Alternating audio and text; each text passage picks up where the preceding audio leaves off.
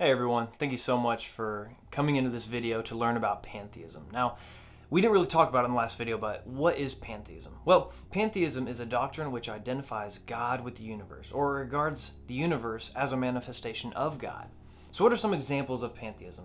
Well, does anyone remember the movie Avatar, the one with the really tall blue people? Well, they worshipped a god called Iowa, and this god was really a part of creation. Remember with the tree and all of that?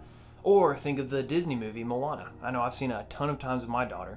She was given a quest to restore the heart to their god, Tefiti, and this god was an island that created much of the world. So these are some really good examples to kind of understand what pantheism is. So, is pantheism true? Could God be the universe and in creation? Now, regarding the creation of the universe, Christians say that there was a beginning, while many atheists and pantheists believe that the universe did not have a beginning, but that it was eternal. So, could our universe be eternal? Was there a beginning, and what does science have to say about the beginning of the universe? Well, let's go through those 4 questions concerning origin, meaning, morality, and destiny. First one, origin. According to many pantheists, there was no origin, but that the universe has simply always been. Remember when I said that every worldview must answer 4 questions with 2 additional questions? One being consistency between the 4, and 2, can it be tested? Well, let's test this theory. Is the universe eternal according to science? Well, the second law of thermodynamics states this, among many other things, that the universe is running out of usable energy. This means that every second that passes, our universe uses energy, and that according to scientists, one day the energy will run out. So, does that mean that for the edge of the universe, if the universe was truly eternal, as pantheism states, then our universe would have already run out of energy? But as you can see, we're still here and the universe is still ticking. Next, the universe is expanding. Edward Hubble, who created the Hubble telescope, discovered that our universe was expanding. Frank Turek writes about this when he says, "If we could watch a video recording the history of the universe in reverse, we would see that all matter in the universe would collapse back into one point.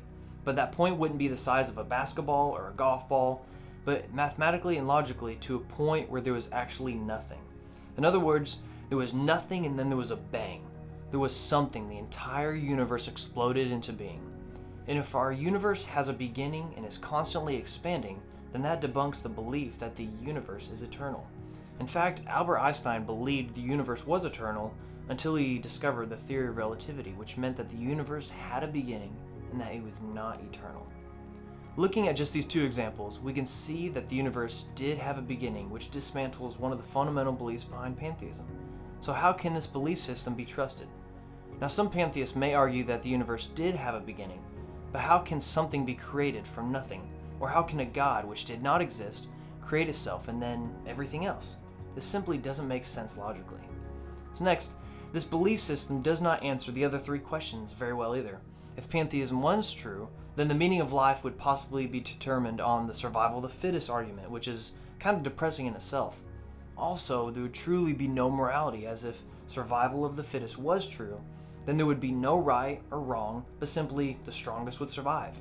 It doesn't matter how you survive, but just as long as you survive. And lastly, if pantheism was true, then according to pantheism.net, they'd state that at our death, the temporary separation of our genetic structure and our consciousness is ended, and we are more fully united with nature and the cosmos, and the matter of our bodies is recycled into a new life. So, if this is true, when we die, we simply cease to exist, or we just become one with nature. Pantheism goes against the origin of the universe, the meaning of life. It does not explain why every civilization had a sense of right and wrong. But when we die, we simply cease to exist, but become one with the cosmos. If atheism and pantheism cannot answer the 4 questions with consistency, and they contradict the science behind our universe, then that only leaves one worldview, theism. But which religion is right? Next time, we're going to discuss theism and why Christianity can be trusted as the one true worldview.